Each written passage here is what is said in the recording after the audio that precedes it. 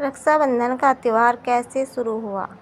रक्षाबंधन भाई बहनों के अटूट बंधन और प्रेम का त्योहार है।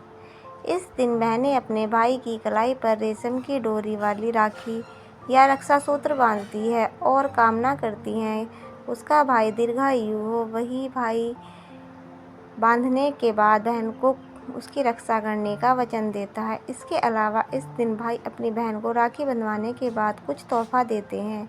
भाई बहन के इस प्यार भरे त्योहार के पीछे कई पौराणिक मान्यताएं हैं। तो आइए जानते हैं कि राखी बंधवाने की शुरुआत कैसे हुई थी। पहली पौराणिक कथा। राखी पर्व को लेकर प्रचलित पौराणिक कथा के मुताबिक माता लक्ष्मी ने राजा बलि के हाथों में रक्षा सूत्र बांधा था और बदले में उनसे अपने पति भगवान विष्णु को मांगा था। कथा के अनुसार प्रभु नारायण ने वामन का अवतार लेकर दानवराज बलि के पास पहुंचे और उनसे दान मांगा। राजा बलि ने भगवान विष्णु को 3 पग भूमि देने का वचन दे दिया।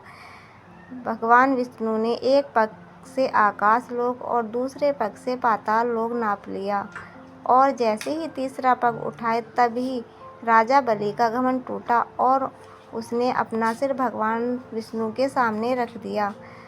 तब भगवान विष्णु प्रसन्न होकर राजा बलि से कहते हैं वरदान मांगने को।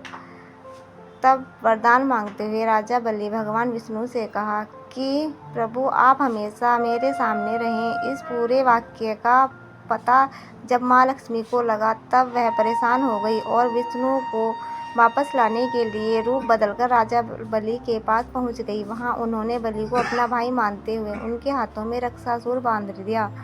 माता लक्ष्मी ने फिर अपने भाई बलि से भगवान विष्णु को मांग लिया। कहते हैं इसी दिन से रक्षा सूत्र बांधने की परंपरा शुरू हुई। दूसरी पौराणिक कथा। महाभारत के समय एक बार भगवान कृष्ण की उंगली में चोट लग गई और इसमें खून बहने लगा था। ये देखकर द्रौपदी जो कृष्ण की सखी भी थी उन्होंने आंचल का पल्लू फाड़कर उनकी कटी उंगली में बांध दिया। धार्मिक मान्यताओं के अनुसार इसी दिन से रक्षा सूत्र या राखी बांधने की परंपरा शुरू हुई है। दोस्तों अगर आपको मेरी यह बातें पसंद आई हो तो चैनल को लाइक करें, सब्सक्राइब करें और कमेंट